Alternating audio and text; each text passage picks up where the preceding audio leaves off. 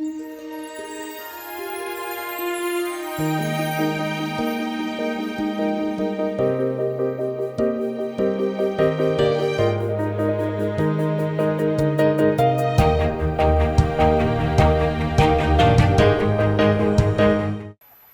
పత్రిక 5వ అధ్యాయము 15వ వచనం నుంచి చూస్తే కొన్ని మాటలు అక్కడ మనకు దొరుకుతాయి.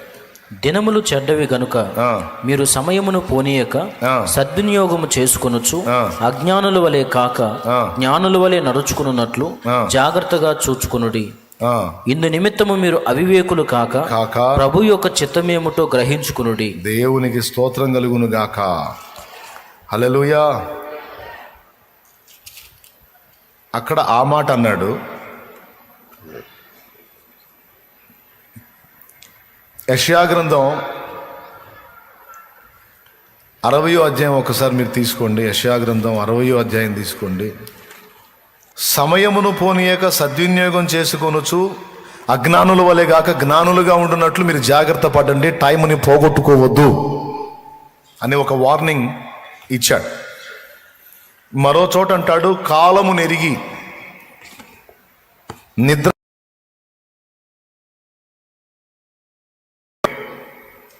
యేసు ప్రభువారు అంటాడు, ఆ కాలములను గూర్చియు ఆ సమయములను గూర్చియు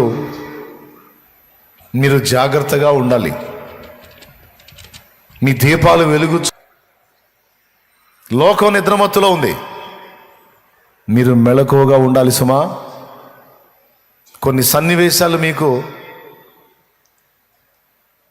గోచరం అవుతున్నప్పుడు, కనబడుతున్నప్పుడు మీరు గ్రహించాలి, ఇదిగో ఆయన సమీపంగా ఉన్నాడు, ఆయన రాక సమీపంగా ఉంది అని.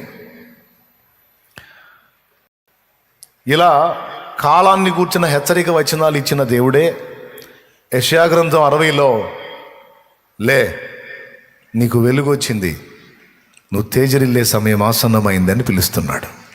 ఒకసారి చూడండి, యెషయా గ్రంథం 60వ అధ్యాయము 1వ వచనం నుంచి చూడు.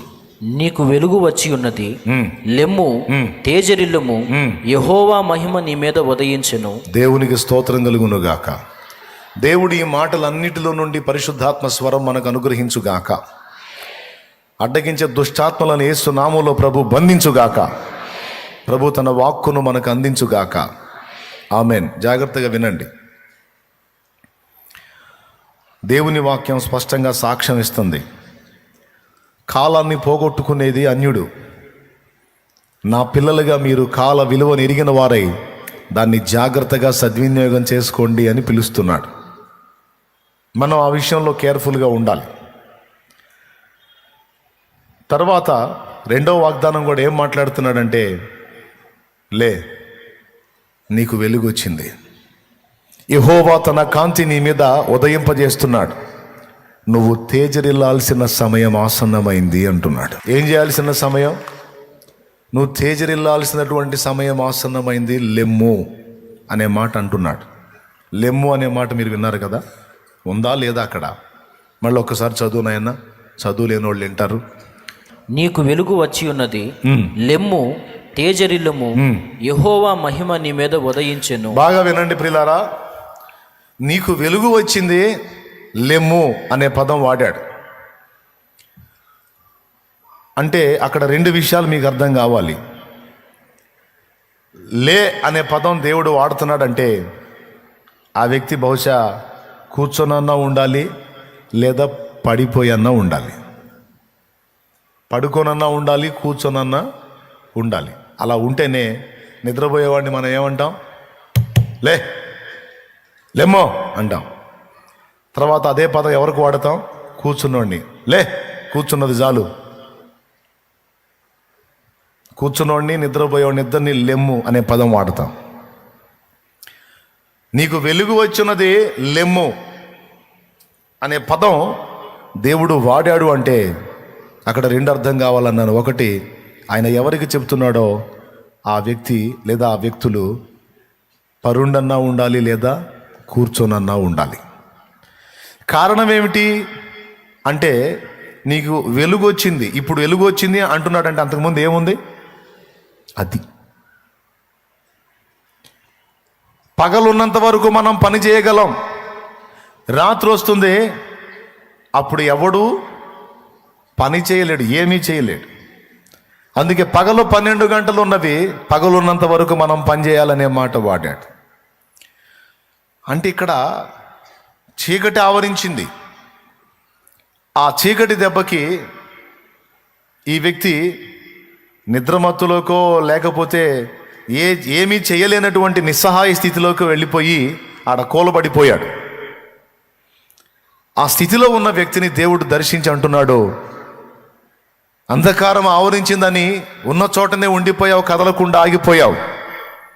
ఇదిగో నీకు వెలుగు వచ్చింది, లే. ఇక నువ్వు వెలుగు వచ్చిన తర్వాత నువ్వు అలా కూర్చొని అలా పరుండి ఉండటానికి లేదు. వెలుగు లేనప్పుడు, అంధకారంలో నువ్వు ఉన్నప్పుడు, చీకట్లో ఉన్నప్పుడు ఏం చేయలేవు కాబట్టి నువ్వు కూర్చున్నావు, కూలబడ్డావు, పరుండావు. అయితే నిన్ను అదే స్థితిలో ఉంచటం నాకు ఇష్టం లేదు. ఆ స్థితిలో నుంచి నిన్ను పైకి లేవనెత్తాలని నేను ఆశపడుతున్నాను. అంధకారంలో అచేతనంగా నువ్వు పడుండవు నాకు ఇష్టం లేదు. నీ మీదికి నా వెలుగును పంపుతున్నాను, ఆ వెలుగు చేత నీవు తేజరిల్లాలని నేను కోరుకుంటున్నాను. సో అంధకారంలో నుంచి వెలుపటికి, కూర్చున్న స్థితిలో నుంచి లేదా పరుండ స్థితిలో నుంచి పైకి లేచి, మూడవది ఏం చేయాలని చెప్తున్నాడు? తేజరిల్లు. తేజరిల్లటం అంటే ప్రకాశించమంటున్నాడు, ఒక వెలుగు వెలగమంటున్నాడు.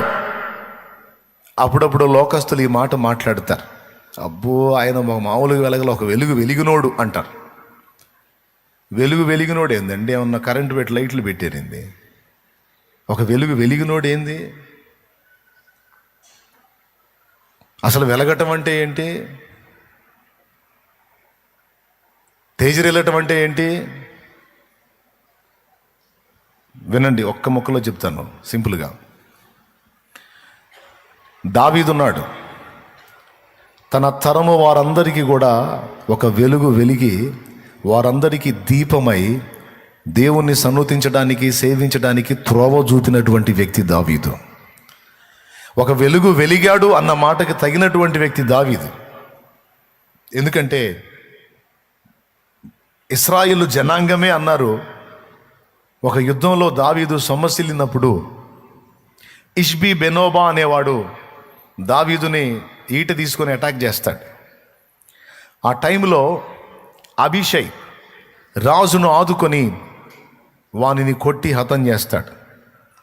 ఆ తర్వాత యుద్ధం అయిపోయిన తర్వాత ఇశ్రాయేలు జనాంగం అంటారు, సైన్యం, మాకు దీపము వంటి వాడవైన నీవు యుద్ధమునకు రావద్దు, నువ్వు రిలాక్స్ అవు, మేం పోరాడతాం, కానీ మాకు నువ్వు యుద్ధం చేయాల్సిన అవసరం లేదు, నువ్వు మాత్రం మాకు ఉండాలి, ఎందుకంటే మాకు దీపము నువ్వు, మాకు దీపం నువ్వు. అవసరమైతే నువ్వు మోయాల్సిన బరువు, బాధ్యతలు, ఆ భారాలన్నీ మేము మోస్తాం. నువ్వు తేడా పడ్డావంటే, నువ్వు మరుగైపోయావంటే మేము అంధకారంలో కూర్చుంటాం. మాకు దీపం వంటి వాడు అంటే అర్థం ఏంటి? మేము ఎటు పోవాలో, ఏం చేయాలో, ఎలా నడవాలో మాకు త్రోవ చూపేది నువ్వే. అమ్మో, నువ్వు డ్యామేజ్ అయిపోతే, నువ్వు ఎఫెక్ట్ అయిపోతే మా గత ఏంటి? మమ్మల్ని దేవునిలోకి నడిపించేది ఎవరు? పాపము, శాపము, అంధకారం నిండిన ఈ లోకంలో జీవము గల దేవుని వైపుకు మమ్మల్ని తిప్పేదెవరు? ఆయన సన్నుతిని మాకు నేర్పేదెవరు? మా చేత ఆరాధన చేయించేవాడెవరు? ఆయన గురించి గొప్ప గొప్ప విషయాలు మాకు చెప్పేవాడెవరు? ఆయనలో ఉన్న ఆనందాన్ని, మాధుర్యాన్ని అనుభవించి మాకు అవగాహన కలిగించే వాళ్ళు ఎవరు? గనుక నువ్వు ఇబ్బంది పడితే మాకు చాలా ప్రాబ్లం అయిపోతుంది. కాబట్టి మేమందరం ఇదైనా ఇబ్బంది లేదు, కానీ నువ్వు మాత్రం క్షేమంగా ఉండాలి. రాజా, నీవు యుద్ధమునకు రావద్దు, నీవు మాకు దీపము వంటి వాడవు అని ఇశ్రాయేలు సమాజము ఆయనను గూర్చి అన్న మాట బైబిల్లో రాసుంది. అంటే దావీదు ఒక వ్యక్తి, కానీ ఒక సమాజం మొత్తానికి, ఒక జనాంగం మొత్తానికి కూడా ఆయన దీపము అన్నారు. అంటే ఆయన జీవితంలోంచి ఆయన భక్తిలోంచి, ఆత్మీయతలో నుంచి వీళ్ళు చాలా నేర్చుకుంటున్నారు. వాళ్ళ జీవితాలు దిద్దుకోవటానికి, వాళ్ళు కూడా దావీదు వలె దేవుని ప్రేమించడానికి, వాళ్ళు కూడా దావీదు వలె దేవుని ఆరాధించడానికి, వాళ్ళు కూడా దావీదు వలె లోకాన్ని విసర్జించి దేవుని ప్రసన్నతను, దేవుని మహిమను, దేవుని సన్నిధిని వెతకడానికి, వారు కూడా దావీదు వలె పరాక్రమశాలులుగా ఉండటానికి, వారు కూడా దావీదు వలె రోషము కలిగి ఉండటానికి వాళ్ళు ఒక దిక్సూచిలాగా, ఒక దీపంలాగా, ఒక కాంతి పుంజంలాగా పెట్టుకున్నారు దావీదుని. దేవుడే దావీదును అలా వెలిగించాడు. ఈరోజు మనకు ముందు తరాల్లో కొంతమంది భక్తులు, ప్రస్తుత తరంలో కొంతమంది భక్తులు వాళ్ళని చూసి మనం దేవుణ్ణి ప్రేమించి, సేవించి, లోకాన్ని విసర్జించి పరలోకాన్ని హత్తుకోవటానికి వెలుగుగా ఉన్నారు కొంతమంది భక్తులు. వాళ్ళ ఉపదేశంలో, వాళ్ళ జీవన విధానంలో, వాళ్ళ భక్తిలో, ఆత్మీయతలో, పరలోకాకర్షణలో వాళ్ళున్న విధానాన్ని చూసి మనం కూడా ఆ వెలుగులో నడుస్తున్నాం. ఇప్పుడు మనకు ముందుండి మనకు మాదిరి చూపించిన వాళ్ళంతా ఎవరు? వెలుగుతున్నటువంటి వ్యక్తులు, వెలిగినటువంటి వ్యక్తులు, దేవుని చేత వెలిగించబడి తేజరిల్లినటువంటి వ్యక్తులు. దేవుడు ఈరోజు మనందరితో వాగ్దాన రూపంగా మాట్లాడుతున్నాడు. ఏంటంటే, నీకు వెలుగు వచ్చింది అనే మాట మాట్లాడుతున్నాడు. దీన్ని నువ్వు నమ్మితే స్వతంత్రించుకుంటావు. నీకు వెలుగు వచ్చింది అంటున్నాడు. ఇప్పుడు వచ్చింది అంటే తడవలాడావో చెప్తున్నాడు ఆయన. అయితే ఇప్పుడు అంటున్నాడు, ఇక నీకు అంధకారం ఉండదు, నీకు వెలుగు వచ్చింది. ఇక నువ్వు కూర్చున్న స్థానే కూర్చోకూడదు, నువ్వు లేవాలి. లేచి ఏం చేయాలి? ఒక వెలుగు వెలగాలి, తేజరిల్లాలి. నీ వెలుగులో అనేకులు తమ జీవితాలను దిద్దుకోవాలి. నైట్ టైం మనం అక్కడక్కడ తిరిగి ఎక్కడ ఏం పూసుకున్నామో మనకు అర్థం కాదు. మనం ఏదన్నా కలర్ వేసుకుంటే మనకు రాత్రి వేళ చీకట్లో కనపడ్డ కలరు ఒక రకంగా ఉంటుంది, తెల్లారిన తర్వాత చూస్తే అది ఇంకో రకంగా ఉంటుంది. రాత్రి వేళ మనం అన్ని సవ్యంగా చక్కగా చేయలేం. కొంత కనపడి కనపడక గందరగోళంగా ఉంటాం. చక్కగా క్రమంగా కరెక్ట్గా మనం చేయాలి అంటే మనకి తేజస్సుతో నిండిన వెలుగు అవసరం. అది సూర్యోదయం జరిగినప్పుడు ఆ సూర్యుని యొక్క కాంతిలో, ఓరి నాయన ఇదేంది ఇట్లా పూసుకున్నానేది నేను, ఈ రాత్రి కనపడలా నాకు, ఓరి నాయన చాలా చోట్ల అయిందిగా ఈ పెయింట్ అంతా అని పోయి అప్పుడు కడుక్కుంటాడు. నైట్ వేసిన కలర్ ఏదో బాగున్నట్టు కనపడింది, రాత్రి ఏదో ఆకర్షణీయంగా ఇప్పుడు చూస్తేనే వెలగలో పోయింది, ఓరి నాయన ఇదేంది ఎట్లా ఉంది అని అప్పుడు మళ్ళీ దిద్దుబాటు చేసుకుంటాడు. ఆ సూర్యుని యొక్క వెలుగులో మన కార్యాలన్నీ కూడా చక్కబెట్టుకుంటాం. రాత్రి వేళల్లో తడబడి పొరపడ్డ విషయాలన్నిటినీ కూడా వెలుగులో చక్కదిద్దుకుంటాం. మనకు కూడా ఒకరోజు నీతి సూర్య ప్రకాశం జరిగింది. అది యేసు ప్రభు మనకు తనను తాను బయలుపరుచుకొనుట. 2002లో నీతి సూర్యుని యొక్క ప్రకాశము, తేజస్సును నేను అనుభవించాను. ఆయన తను తాను నాకు బయలుపరుచుకున్నప్పుడు యేసు ప్రభుని చూసి, ఆయనను గూర్చి చదివి నా బ్రతుకు నేను చూసుకున్నప్పుడు నేను ఎంత దయనీయమైన స్థితిలో ఉన్నానో నాకు అర్థమైంది. ఎంత రోతలో ఉన్నానో, ఎంత పొరపాటులో ఉన్నానో, ఎంత అజ్ఞానాంధకారంలో ఉన్నానో నాకు అర్థమైంది. ఆ నీతి సూర్యుని యొక్క ఆ తేజస్సులో నా బ్రతుకుని సరిదిద్దుకోవటం మొదలుపెట్టాను. దేవునికి స్తోత్రం.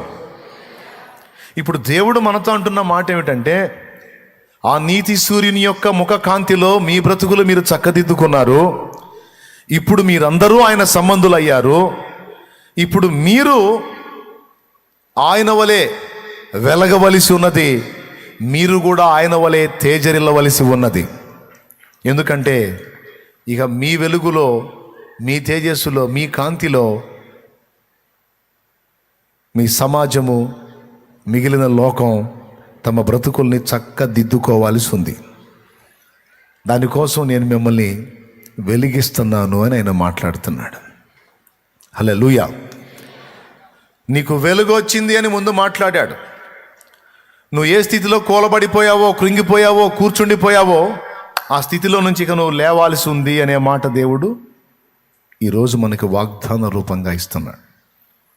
రెండో మాట ఏమంటే, నీవు తేజరిల్లాలి. గుర్తుపెట్టుకో, నువ్వు చీకటివి కాదు, చీకటిలో ఉండే వ్యక్తివి కాదు. మీరు హైదరాబాద్ జూ పార్క్ పోయినప్పుడు తప్పకుండా ఒకటి చూడాలి మీరు. అక్కడ ఒక టైటిల్ రాసి ఉంటుంది, నిశాచర జంతువులు అని. ఎవరన్నా చూసారా? నిశాచర జంతువులు అనే టైటిల్తో ఒక గుహ లాంటిది క్రియేట్ చేశారు. అందులోకి పోతే అంతా చీకటే. పగటి వేళ సంచరించే జంతువులన్నీ బయట ఉంచుతాడు. నిశాచర జంతువులు అంటే నిశీధి, చీకటి. చర, చరించుట అంటే సంచరించుట. నిశాచర అంటే చీకట్లో బ్రతికే జీవులు, చీకట్లో సంచరించే జీవులని ఒక బోర్డు పెట్టి, అందులో పగటి వేళ కూడా అందులోకి మనం పోయామంటే గుహలోకి పోయినట్టు అంతా డార్క్ అనమాట. లైట్ వేసుకొని పోవాలి, అది ఏం కనపడదు. అందులో పోయి చూస్తే అందులో కొన్ని జంతువులు ఉంటాయి, గొడ్ల గోపలు ఉంటాయి.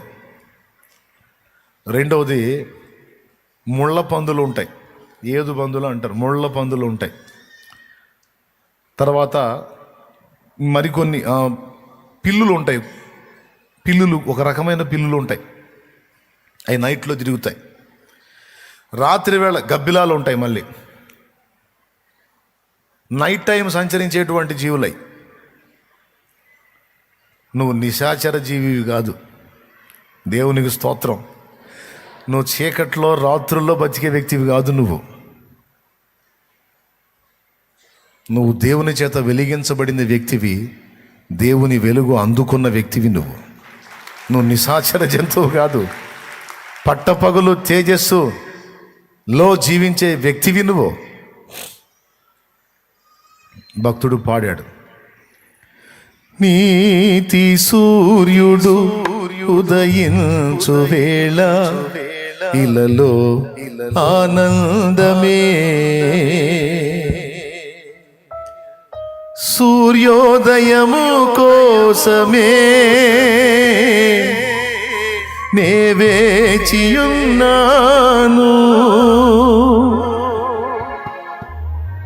నీతి సూర్యుడు ప్రకాశిస్తే ఇలలో ఆనందం. మనందరి మీద ఆయన వెలుగు ప్రకాశించింది. ఆయన అంటున్నాడు, చీకట్లో అంధకారంలో కూర్చున్నది జాలిగా రా బయటికి అంటున్నాడు. ఇక లే. ఇంతకీ ఏ చీకట్లో కూర్చున్నాం మనం? కొన్ని రకాల చీకట్లో చెప్తా వినండి. నిరాశ అనేది ఒక చీకటి. కొంతమందికి ఎంత ఛార్జింగ్ అన్నా ఇవ్వు, కొంతమందికి ఎంత ఛార్జింగ్ అన్నా ఇవ్వు. ఛార్జింగ్ ఇచ్చినంతసేపు అంటుంటారు. ఛార్జింగ్ మనం ఇవ్వటం అయిపోయిన తర్వాత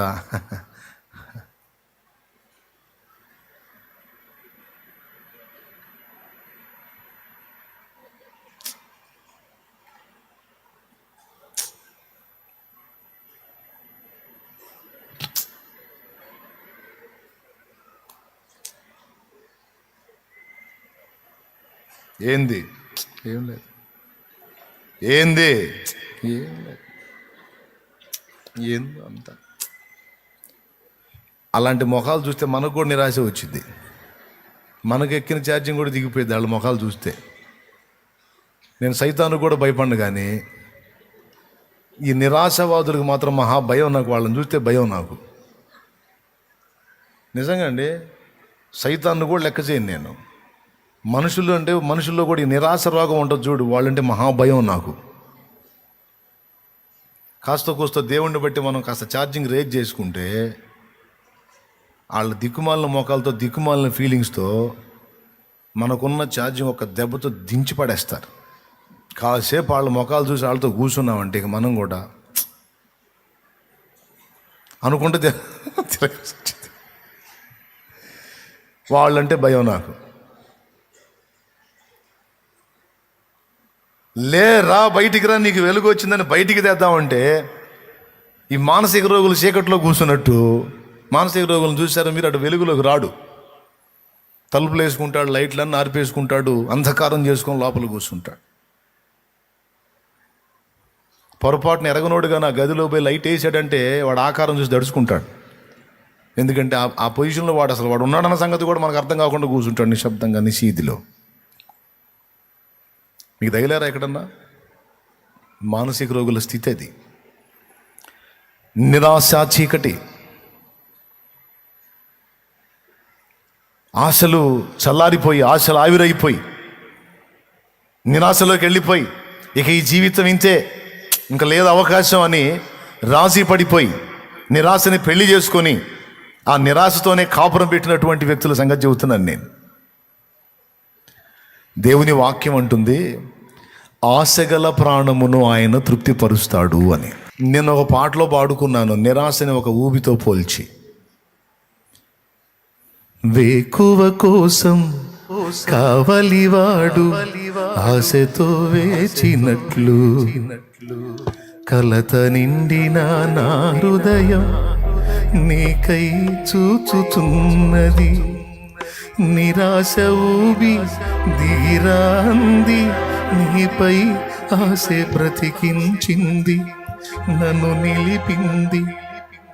నిరాశ ఊబి అయిపోయిందిరా, నీ పని అయిపోయిందిరా, ఇంకెక్కడ లైఫ్ మొత్తం కొలాప్స్ అయిపోయింది, ఇంకెక్కడ మా ఆశలు లేదు, నువ్వు ఏం చేసినా లేదు, నీ బతుకు ఇంతే, నీ కథ అంతే, అంతే ఇంతే ఇంతే అంతే, మారదు, అయిపోయింది, జరగాల్సిన తేడాలన్నీ జరిగిపోయినాయి, ఇంకా లేదు ఛాన్స్. ఒక నిలుక ఇయ్యని అగాధ దొంగ ఊబి అది, నిరాశ, అంధకారం అది. నిరాశ ఊబి దిగిరాంది, నీపై ఆశ నన్ను నిలిపింది. మరేం చేయాలి? నీవే చేరకుంటే, నన్ను చేరదీయకుంటే, నీవే చేరకుంటే, నన్ను చేరదీయకుంటే, కన్నీళ్లలో నేనుంటాను, కలలా ముగిసిపోతాను. కన్నీళ్లలో నేనుంటాను, కలలా ముగిసిపోతాను. యేసు నీ కోసం వెదికే నా ప్రాణం, నా తండ్రి నీ కోసం ఈనారాటం. కాలాలు మారిపోతున్నా, నీకు చేరువ కాలేకున్నా, నా సమీపానను నిలుచున్నా, నిన్ను చేరలేక నీ కోసం వెదికే నా ప్రాణం, నా తండ్రి నీ కోసం ఈనారాటం. ఈ నిరాశ దెబ్బ తగిలి గాయపడ్డవాళ్ళలో నేను ఒకడిని. కొన్నిసార్లు అసలు కారణమే ఉండదు, అంతా బాగానే ఉంటుంది, కానీ ఎందుకు వచ్చిందో అర్థం కాదు నిరాశ. ఎక్కడో దిగిపోతున్నట్టు, ఏదో అయిపోతున్నట్టు. మీకుందా ఈ లక్షణం? హోమియో తత్వశాస్త్రంలో అదొక వ్యాధి. స్తోత్రం. కొంచెం హోమియో పుస్తకాలు చదువుతాలే నేను. ఈ శూన్యంలోకి దిగజారిపోవటం, ఈ నిరాశలో కృంగుబాటులోకి వెళ్ళిపోవటం హోమియో తత్వంలో ఒక జబ్బు, అది ఒక రోగం. దానికి కూడా మందులు రాసి పెట్టారు వాళ్ళు. మనం ఆ మందులే మింగాల్సిన అవసరం లేదులే, కానీ మనకు ఒక మందు ఉంది, అది దేవుని యందలి విశ్వాసము.